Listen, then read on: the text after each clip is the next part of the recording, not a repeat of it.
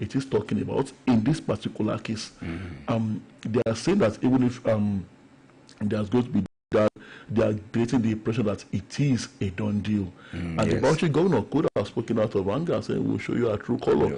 And we'll show you a true color can be interpreted in various ways. Well, it could mean resort to violence, but it could also mean that we will show you that we are capable of also democratically resisting what you want to force down on us.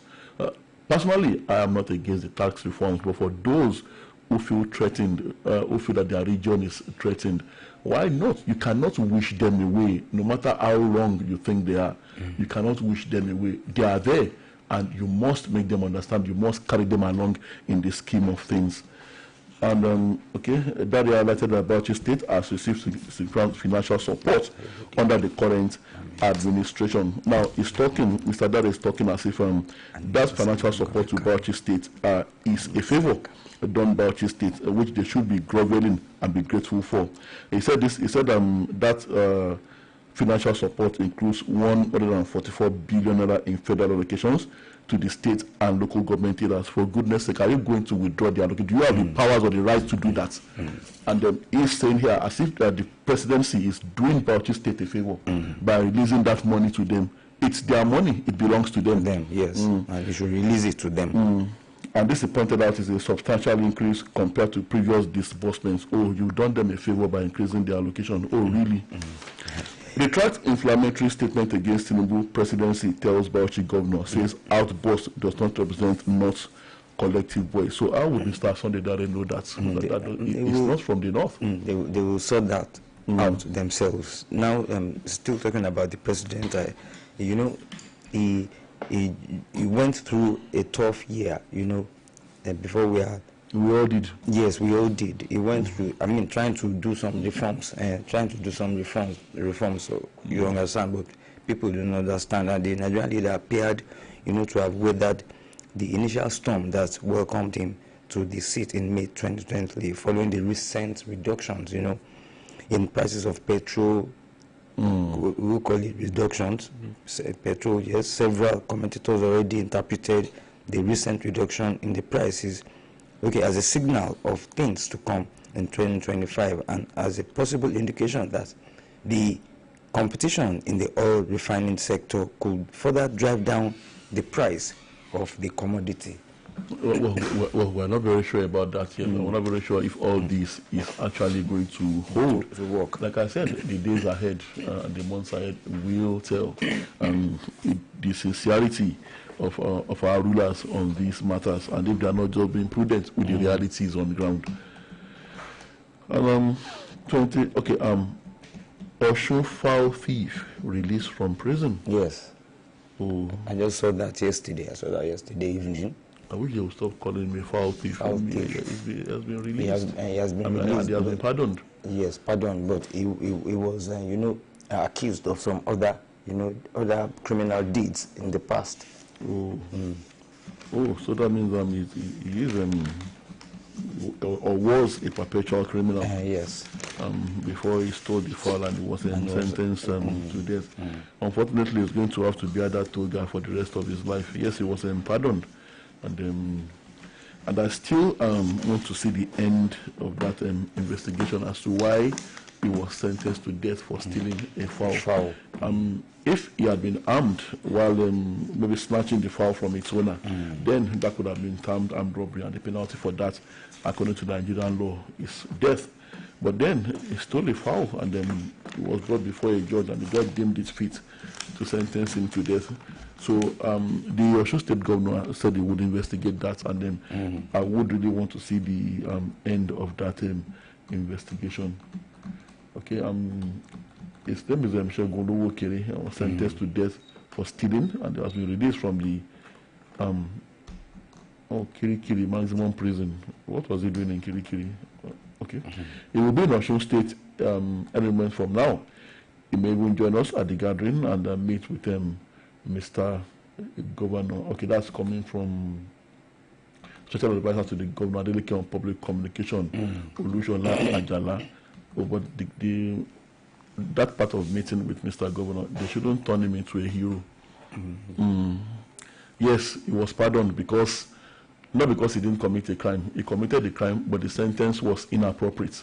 The sentence was very inappropriate and very harsh. And so, if you have now pardoned him because he was given an inappropriate sentence and is now coming back home, why do you want to glorify him? He's still a criminal.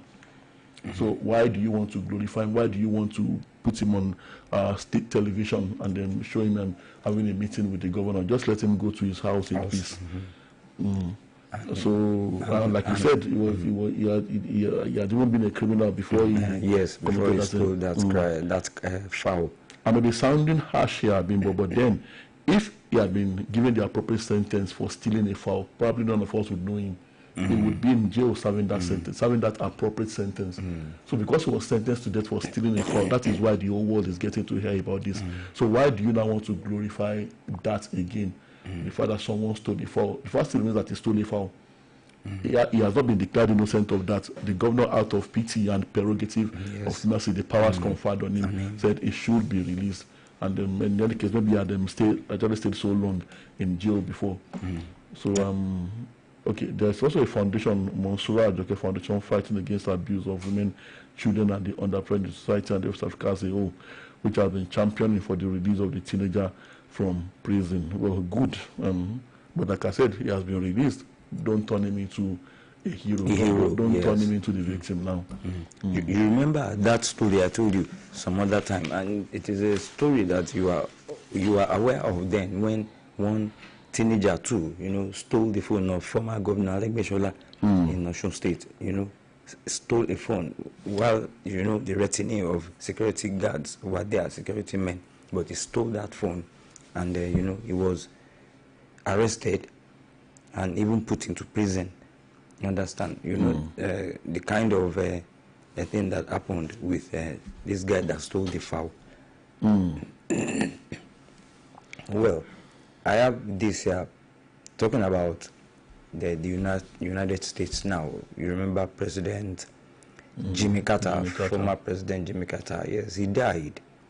I think yesterday, on Sunday, yes, at the age of 100 years. And our own president, Bola Tinubu, and former President Olusegun Obasanjo, and alongside other world leaders, paid glowing tributes to former U.S. President Jimmy Carter, who passed away on Sunday at the age of 100, like I said. And Tinubu described Carter as a beacon of humanity, whose post-presidential life exemplified leadership and service to global causes.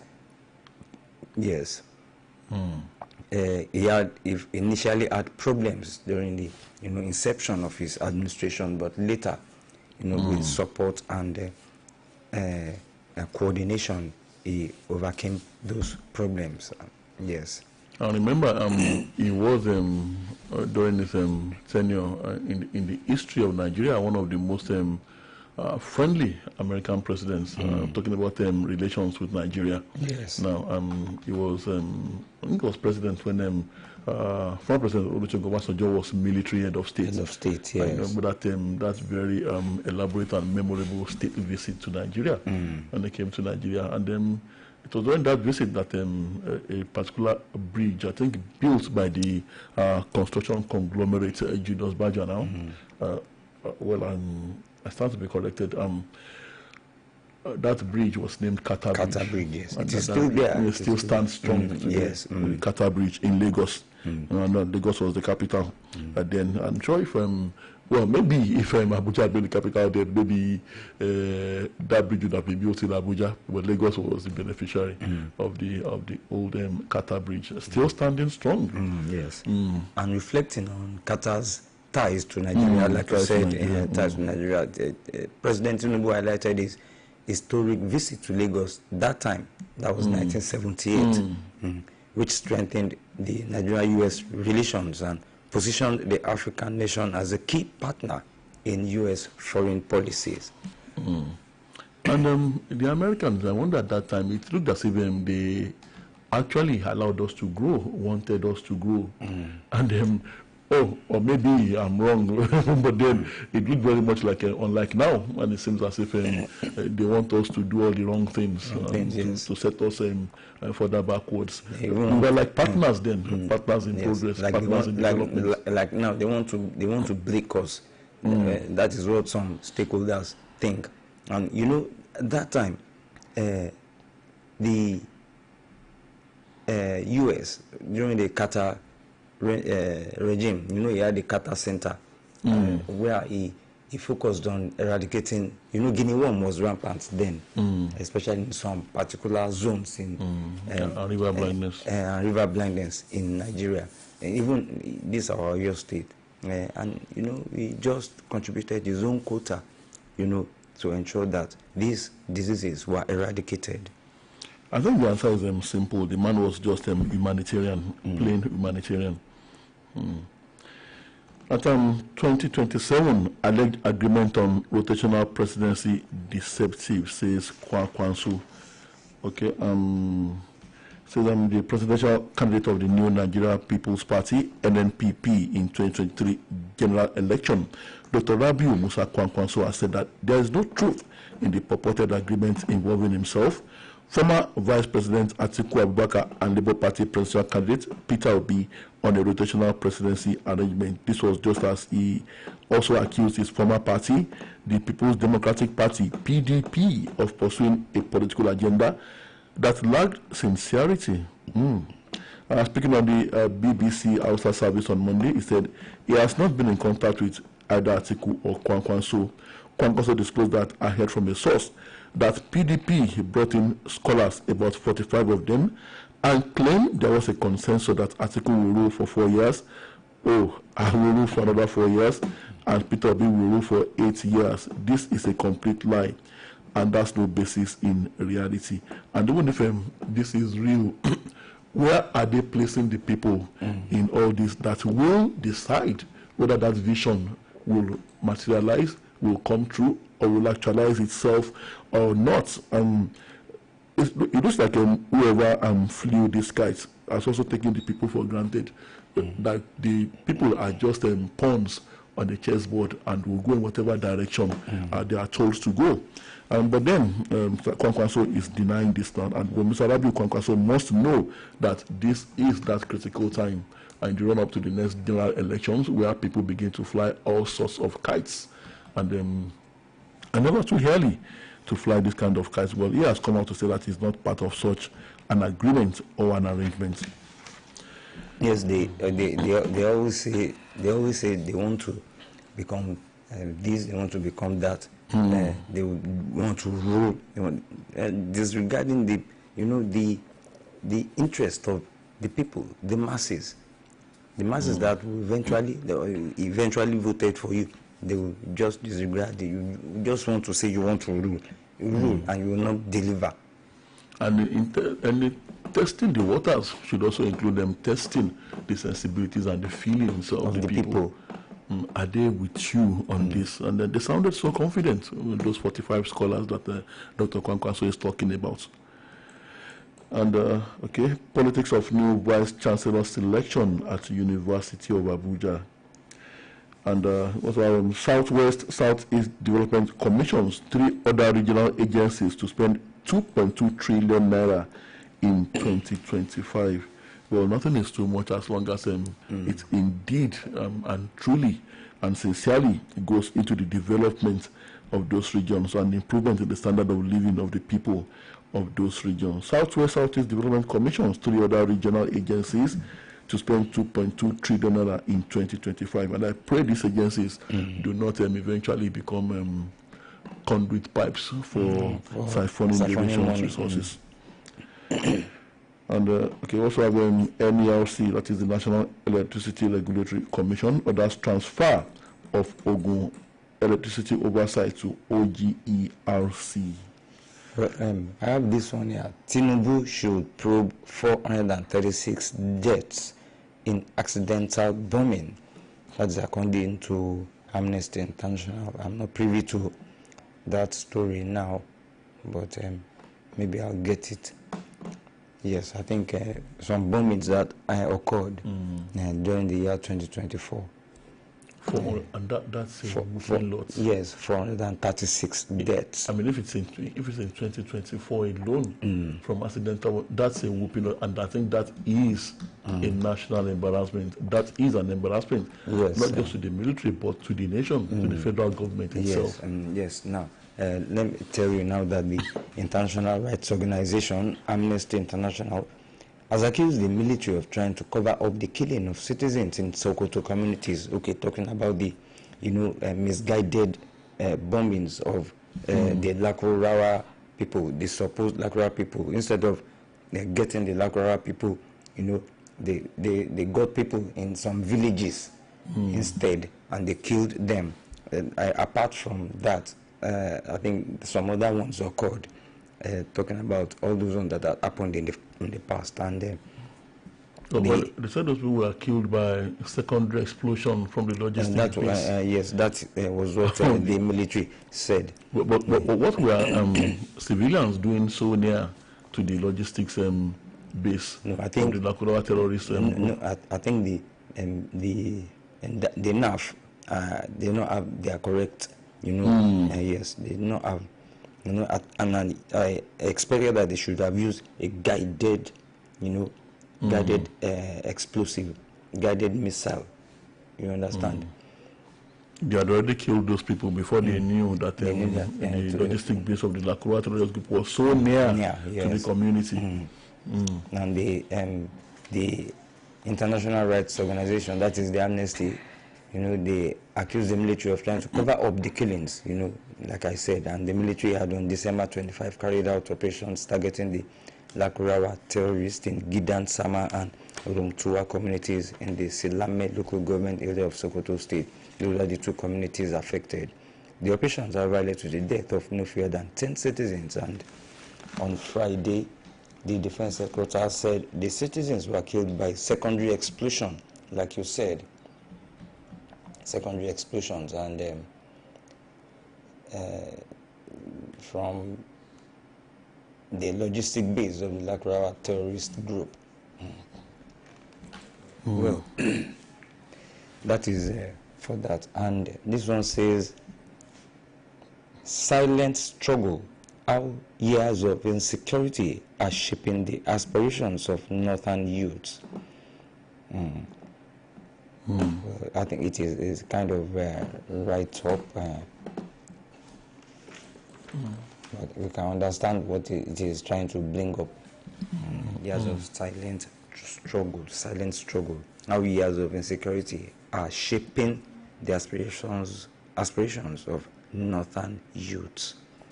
Northern youths. Well, I don't know if to call this outright impunity, Bimbo, and because or I do not know if that is what is expedient to do in the prevailing circumstances. And I'm talking about Rivers State. Governor Fubara repeating again what has turned out to be an unresolved legal tussle, the one he did previously, and now again he is doing the same thing.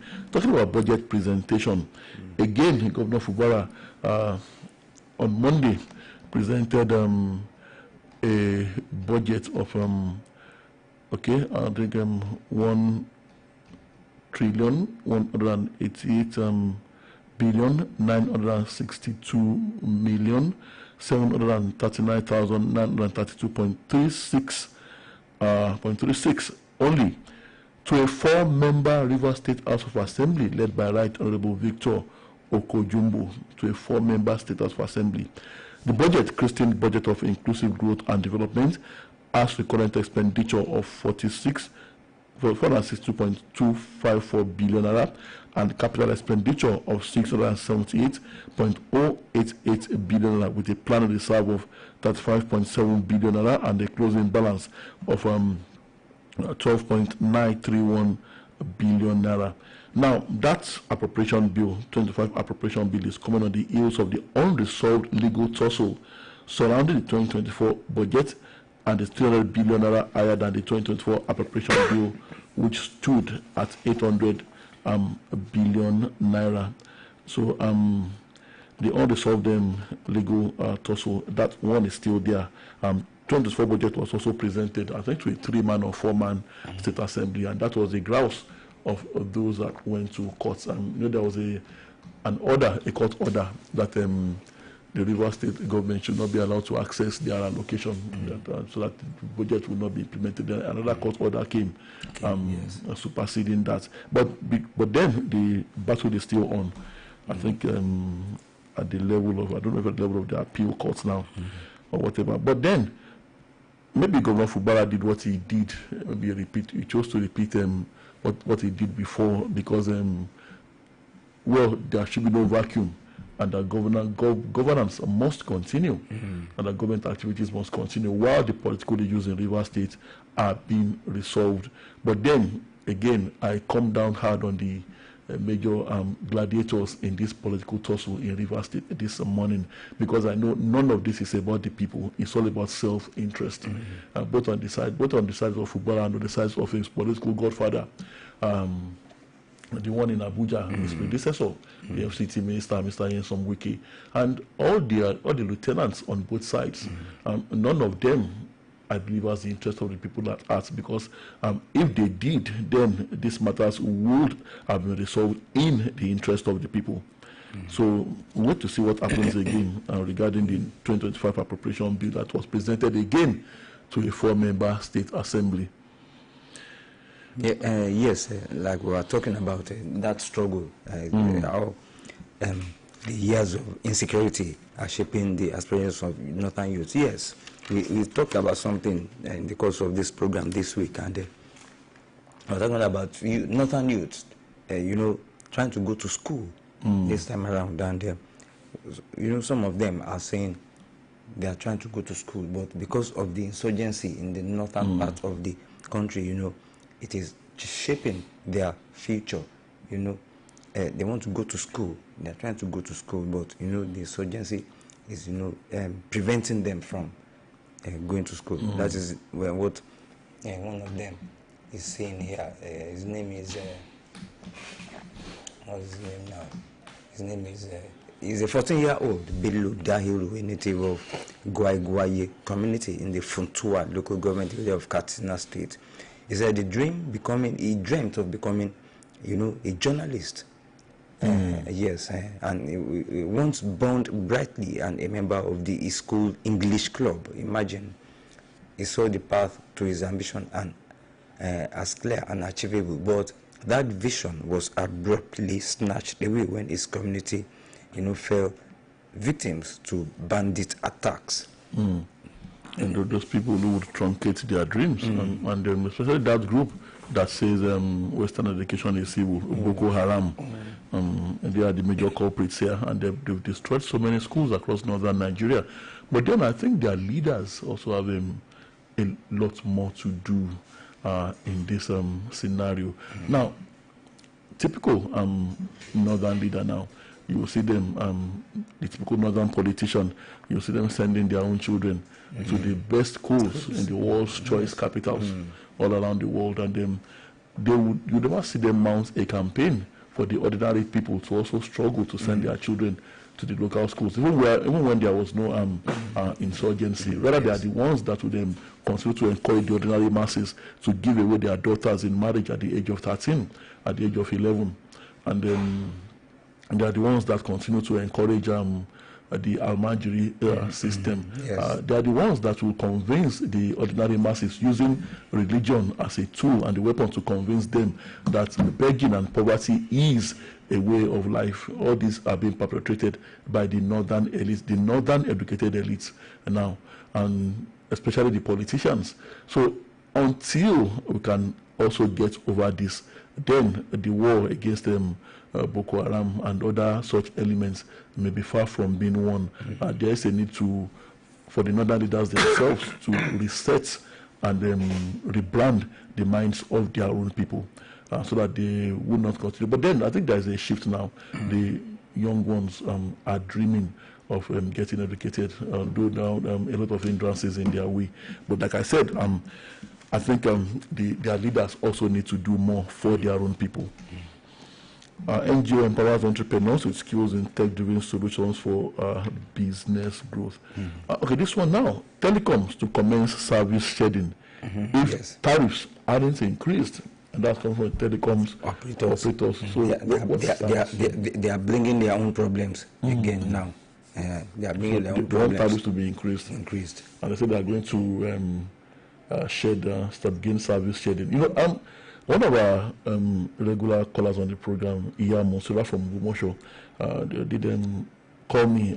I think some months ago. I mean, maybe about 2 or 3 days ago after the program, and she was talking about this, about what the telecom operators are about to bring up, that they are looking for an increase in tariffs, and they are threatening service shedding if tariffs aren't increased. That comes from the Association of Licensed Telecommunication Operators of Nigeria, and the one that its members will start service shedding if the current tariff is not increased. So how are they going to do service shedding? They said this will affect both call and internet services, and that millions of Nigeria will be disconnected as a result. So what right have they to do that? And what do they stand to gain if millions of Nigerians, stand to be disconnected? They said they are struggling to survive due to rising operational costs and stagnant tariffs in the Nigerian telecom sector. Well, we don't know who is there. And will just be giving us we will understand that excuse, a stagnant tariff. Right, let's open the phone lines. We have our first caller. Hello, good morning. Hello, good morning, Mr. Shiu, Mr. Tola, Mr. Bimbo. Good morning, Mr. John. John calling from Ilorin. Good to have you, sir. Quickly, on the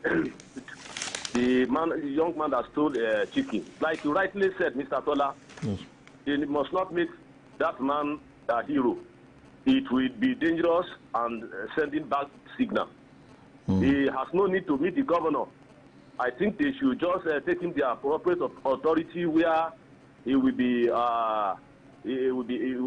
talked to, and possibly given a job, or put him where he will learn a skill, where he will not then go into stealing again. Yes, he was unjustifiably sentenced to death. No matter what he has been doing in the past, I think he shouldn't have been sentenced to death. But that doesn't give this thing that he should meet the governor and turn it to hero. That should not be done. That is a bad, laying a bad death. Secondly, on the death of Jimmy Carter, well, end of an era. What a leader he is. He is a leader, a genuine leader who has love for Africa. Maybe aside Bill Clinton, whom I can also describe as a leader for Africa, Jimmy Carter is one of the best. Yes, back at home, he was not that loved towards the end of his tenure. I think he spent only one term.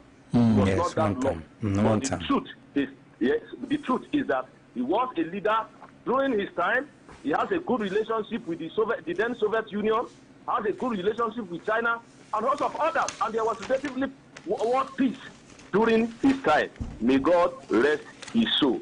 Lastly, I want to plead with most of the governors that today, crossover night, if any religious people has collected any of the government stadia, please, they should return their money, or else they should tell them to guarantee the government security, that we make us not to have a repeat of what has been happening.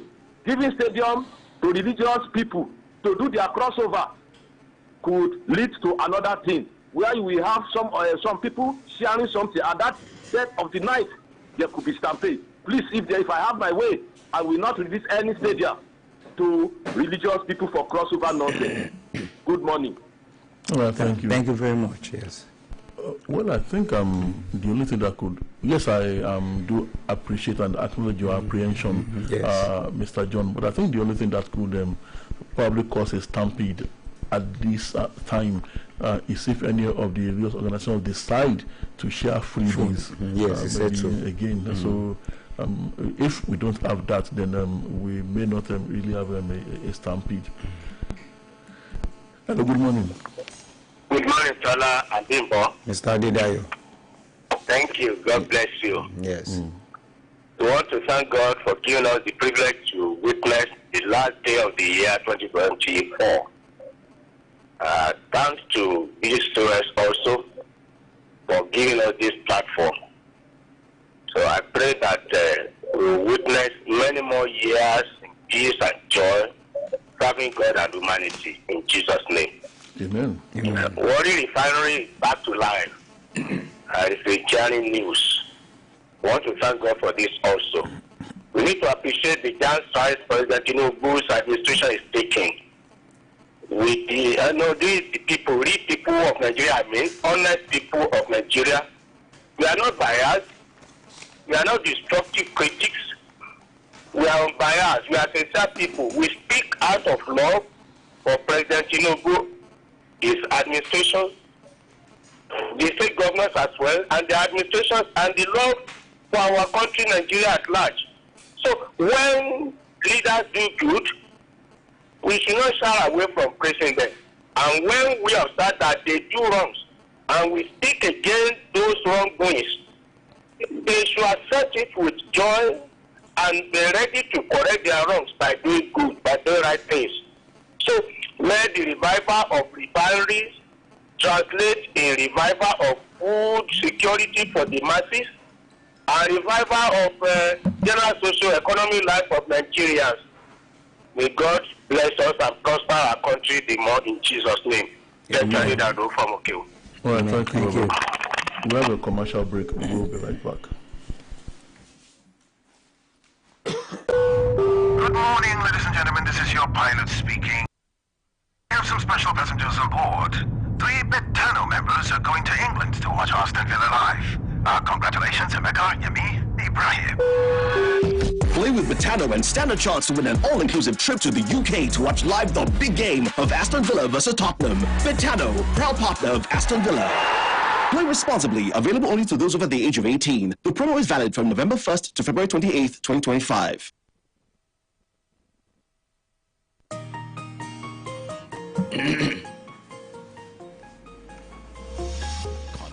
All right, we're back on the program. Is still conversation. We're still taking the phone calls. Hello, good morning.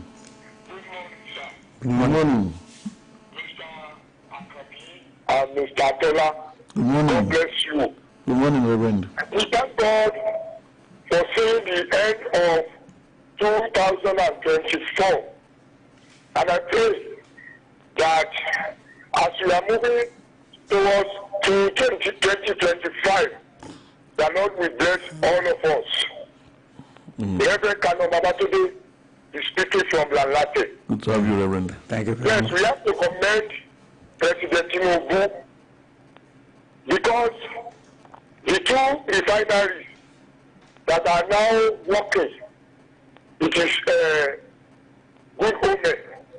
And it was difficult for the past regime to achieve this achievement. But during the regime of President Tinubu, he is able to make sure that the refinery, Port Harcourt, and that of Warri are functioning. Thank God for that. It means the Nigerians are ready to get the dividend of democracy. But let me remind the President, as we are congratulating him, he should try as much as possible to see that the price of pump price come down. Even if it comes down to 400 naira per liter, we will thank him and we will thank God for him. So this is an achievement. And 2025, we should make sure that we allow the people of Nigeria to reach the dividend of democracy. We wish him well and Happy New Year in advance. Reverend Kano Babatunde from Lalate. Well, thank you. Thank you very much. 080-5500-9850 070-5555-1985 numbers to call. Hello, good morning. Good morning. Good morning. Yes, my name is Kile Balabi from Lakashe. Good to have you, I just sir. want to comment on the statement to the communication industry. I don't guarantee quality service without hiking the price. Hiking the price tariff. My question is that this is the time, and they are passing through our time. We know they said the cost of the operation has increased, that has eaten deep into their profit. I know, but the best thing for the best of them, their tariff will be friendly and moderate. Secondly, on the operation of NNPC worry, kudos to Mr. President. I hope by the time they begin full operation, the cost of petrol, diesel will come down to a moderate price. Have a nice working day. All right, Thank you very much. On strike, TUC tasked Labour Ministry on proactive measures in 2025. Hello, good morning. Good morning, Mr. Abdullah. Good morning, Mr. Remo. Good morning. Now, 2024 has come and it's going. And let me say it has gone. One thing is, the 2024 is the worst year economically in the history of this country. We can all attest to it. I've been in this country for a while. And people have been told the economic situation in this country was worse. It has been worse before. It has not been good before. It has been bad. But the 2024 was worse. So we hope the government, both the state and the federal government, will do something about the economic situation in this country in 2025. It shouldn't continue like this. People died. People lost their jobs. People lost their livelihood. People were sick. The hospitals drugs are expensive. I hope the government aligns with their responsibilities to lead the people. There are all these cheap propaganda, we did this, we did that, we did that. It has not reflected on the lives of the people. They should know that. So I know they want to do something for themselves. I mean, commend themselves on something. Yes, they can. Especially the issue of the local government, which I commend them to, is taking it to the Supreme Court. But one thing is, it was a short-cut arrangement, not the real solution to the local government situation in Nigeria. That shortcut can be bypassed. So I want the stakeholder to sit and iron out the state local government, because local government and state are built together. You know what I mean? It's normal area in the world. They cannot really separate them. But one thing is they must be separated financially. And the government needs to bring in the stakeholders and change the country. You know, people need to be involved in this, not by Supreme Court judgment. That was the reason they too cannot pay 6 months ago, because they know what they did was just a shortcut arrangement. So that's that. So the government, both the federal and the state government, should be allowed to answer it. On the refinery that was working, the 50% capacity, they are welcome. But one thing is, the kudos should go to President Buhari, because it was the one that initiated and spent money on these things. Not these people too, they came, though they didn't spend any money, but they came, it worked in their area. So kudos to them too. So thank you. Good morning. All right, thank you. Thank you very much. 080-55-009-850 and 070-55-55-1985. That's the number to call. Hello, good morning. Hello, Mr. Atola John calling back. Good to have you. Like Mr. Jide from the corner rightly said, kudos should also be given to President Muhammad Buhari, who started this journey of refinery. Well, to me, the refinery, even if they announce tomorrow that the Kaduna refinery is working, it will only make sense to Nigeria when the fuel price comes down. Not that Dangote will drop 10 naira, the government will drop 15 naira. That is not what we want. We want a Nigeria whereby we'll be able to put food on our tables. So if the 3 refineries are working combined with Dangote refinery and people could not put food on their table, then it doesn't make any sense. That is it. So they should make sure 2025 is a year that people will smile and people will be happy, because 2024 was a difficult year all through for Nigeria. So they should do what is right, not that refinery is working. I have nothing to celebrate until the refinery give me something to celebrate. Enjoy your day. All right, thank you. Thank you very much. Right, check the time is 7:30, and then we cannot take any more calls, and phone line still buzzing. And then we'll be back. Well, same time next year. And next year is tomorrow. The very first day in the month of January 2025. So we'll be back with the very first edition of Conversation in the new year. Until then, wishing you a happy crossover into 2025. My name is Tola Tediba. And my name is Bimbo Akambi, and Tola guest is here to present Tidbit Sports. Victor Pune. But he's not with the girls. The girls are not with him. They're not with him now. The girls are on hibernation. He's on official duty now. So he's on his own right now. Yes. He's been on his own for a while, Bimbo. Yes. And he hasn't been with the girls for quite some time. Yes. He'll be giving us some details in the sports world. My name is Bimbo Akobi. Once again, enjoy your day. Oluyole FM.